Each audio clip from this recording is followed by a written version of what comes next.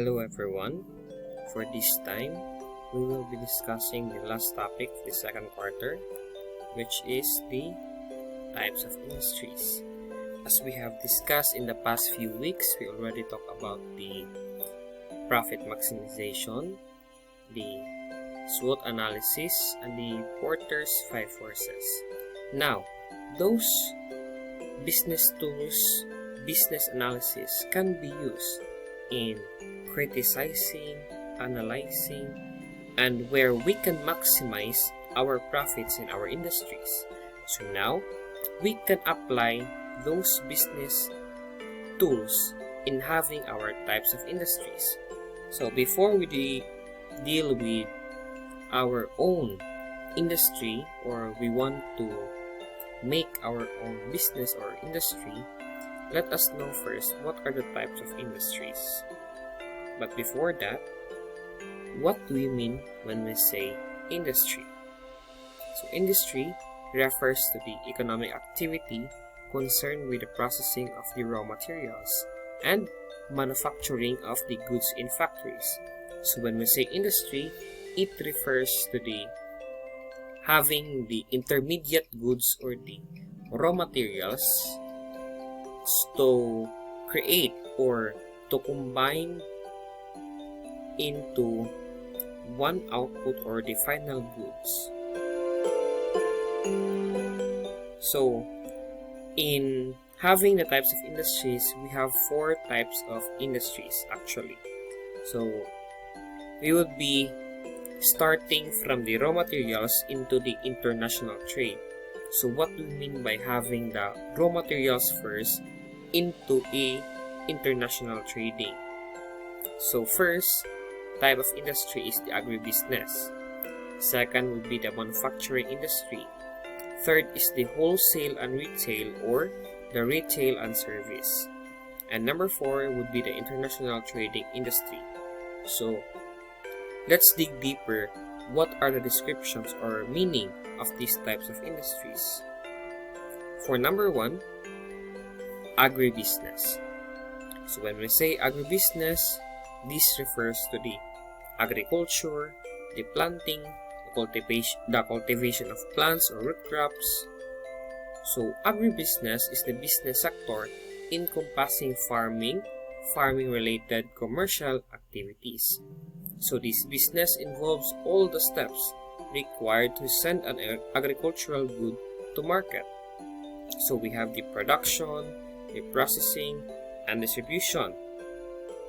So we need to take note that it is an important component of the economy, especially for countries with arable land like Philippines, since agricultural products can be exported. So now, the products that are present here in the agribusiness industry can be considered as raw materials or natural resources. Why? Because these plants, the root crops, the grains, the maize, the other plants that are being cultivated in the agribusiness industries are made out of the natural resources or made out of soil or earth. So they only need the sunlight, the rain, the carbon dioxide. So these are the only natural requirements for these plants to be cultivated. So when we say raw materials, they didn't undergo process. They didn't undergo manufacturing materials or manufacturing companies. These are the base of the industry. And now, like Philippines, we are an agricultural country which depends on agricultural products. Before, we are the one exporting our local products or local rice production. But today, we become a dependent country which relies on importation of rice production, because the Philippines cannot suffice or cannot provide the making or the production of the rice to suffice or to provide for the Filipino people. So, what are the types or what are the processes involved in agribusiness? So, we have here the harvester. For the developed countries, they use harvester as a source of or the labor in harvesting the local products or the root crops. But for developing countries like Philippines, there are still some places that use manual labor. Here, we can apply the SWOT analysis. For example, the strength. For the strength analysis, if an owner decided to have this type of cultivation, we can see that this type of cultivation is good for the nutrition or for the growth of the plants, because each spaces provided here can maximize the nutrients that the plants can absorb. So after that, we also have here the upland farming. So now, in number 2, we also have the manufacturing industry.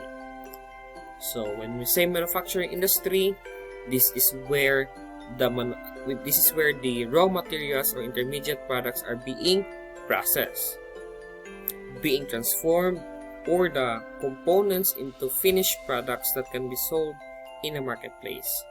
So every physical products that you buy in a store or online is manufactured somewhere. So let's take into consideration by having the agribusiness products. The maize, the root crops, the rice or the grains. Now, before they undergo manufacturing, they are still raw materials. So here comes the quote-unquote galingan or quote-unquote treaser. Sa Bisaya nga term, treaser, we have the galingan.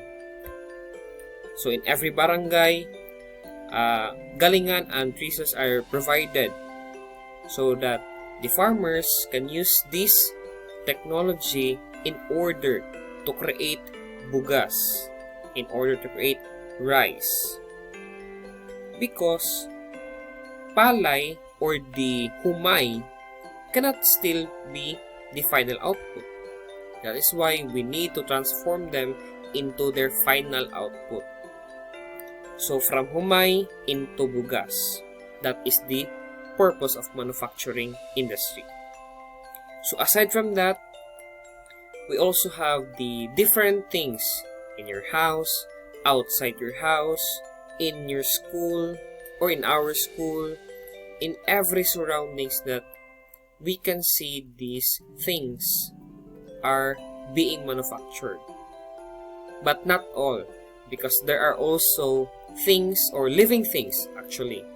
There are also living things that grow naturally. For example, the plants. There are many plants in our surroundings that grow on their own.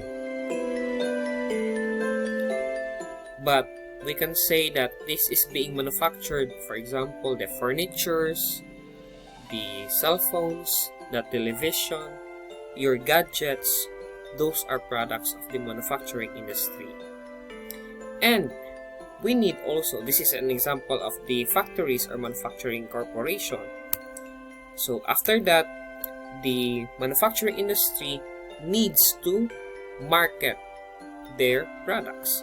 So after creating an output, they need to decide what could be the price that they can implement, because they would need to get their profit.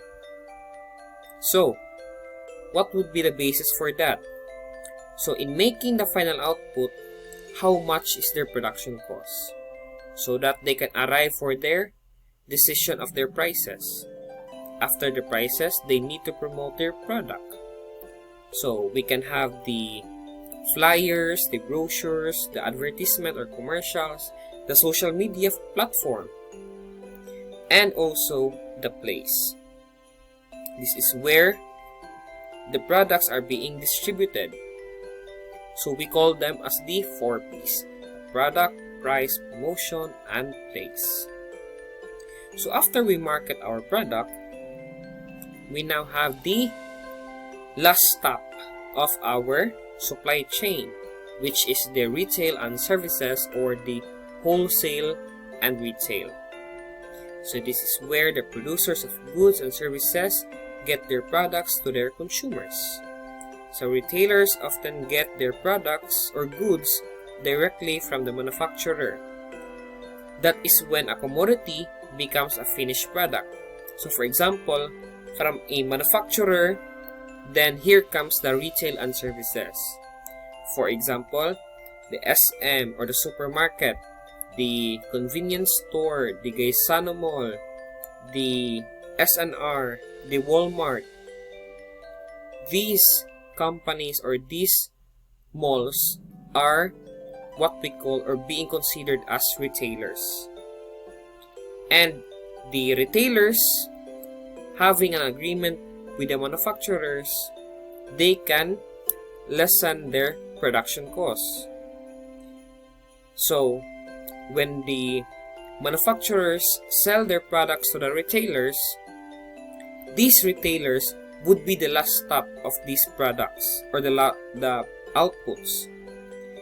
So for example, having a grocery store in the Robinson's supermarket, in the SM supermarket, in a Gaisano Mall, this is where the consumers buy their needs and wants.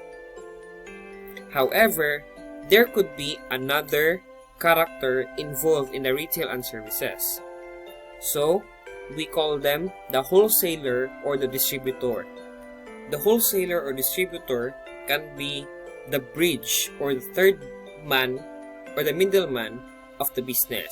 So for example, having the manufacturers, the wholesaler as the distributor, where the wholesaler buys the products to the manufacturer, and this wholesaler distributes the products to the retailers.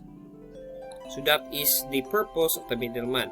But also, it could also be the retailers who buys from the manufacturer directly. It could be the case. And after that, if there are surplus or extra products, we can also have this is an example of a grocery store. So we can also have the international trading, where it refers to the exchange of products and services from one country to another. In other words, importation and exportation. So this is where the exchange of products by our local products to be sent or to be delivered to the other countries, while the products of the other countries will be received by our country.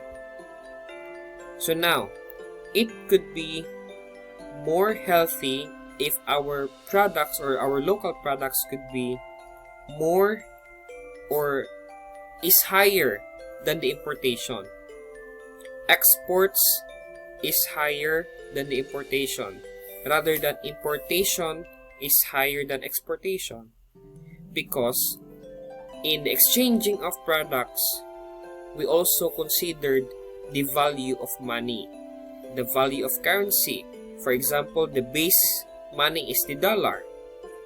So that is why it is more convenient if we have more export. So here, we have the cargoes. So an example of this international trading is the Alibaba Express, the To-Go Express, the FedEx or the Federal Express.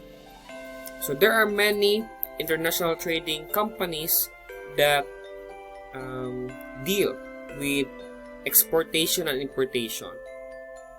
So that is all for the discussion of the types of industries.